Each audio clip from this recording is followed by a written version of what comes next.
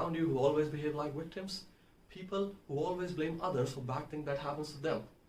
They blame their family, they blame their partners, or people at work, or any number of things, but never themselves. If you come across any such observation in anybody around you, you may have come across people who have the victim syndrome. Greetings and salutations, ladies and gentlemen. Today in this video we are going to talk about the victim syndrome and how to deal with it. And these are the people who always hold others accountable for bad things that happen in their lives. Nothing feels right to them. Everything feels negative. And it could be literally anybody. It could be a girlfriend who might say that you broke her heart and ruined her life. It could be your siblings, your brother or sister, who might say that they are emotionally wounded because parents gave you the more attention. It could also be your parents who might say that, well, after you as a child were born, their life was finished, their privacy was finished. Or your children who might say that as parents you are old, outdated and hence embarrassing for them. So while watching this video, you may have come across two thoughts in your mind. First, it's you, or it's someone you know. So how to deal with this victim syndrome? Let's go step by step. Let's take the case number one. If it's you, what to do? Let's see.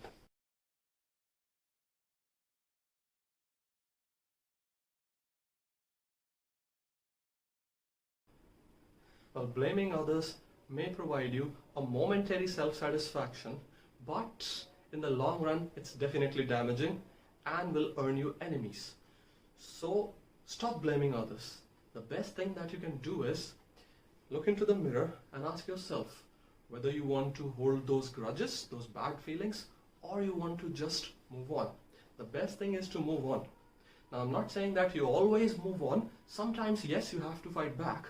But what I'm saying is that you choose your fights and your responses wisely. Victimhood mostly results in low confidence, fear, and hesitation.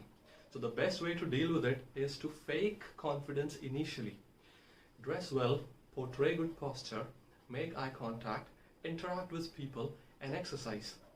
Initially, you will fake these gestures, and soon your internal state will start to match your external actions. For more details on how to gain super confidence, you can also read my ebook From Super Shy to Super Confident, How to Deal with Nervousness, How Not to Be Afraid, and the link to which is in the description.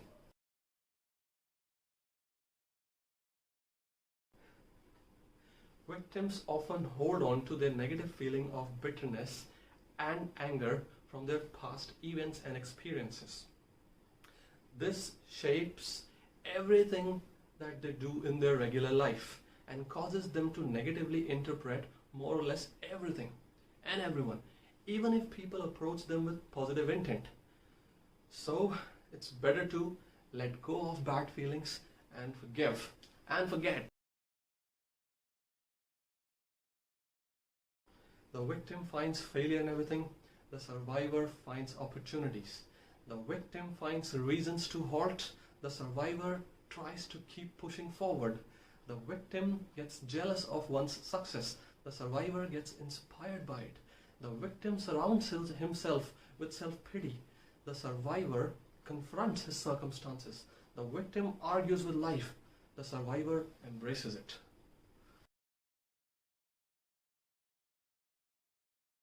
The victim syndrome causes the sufferer to engulf himself into negative feelings.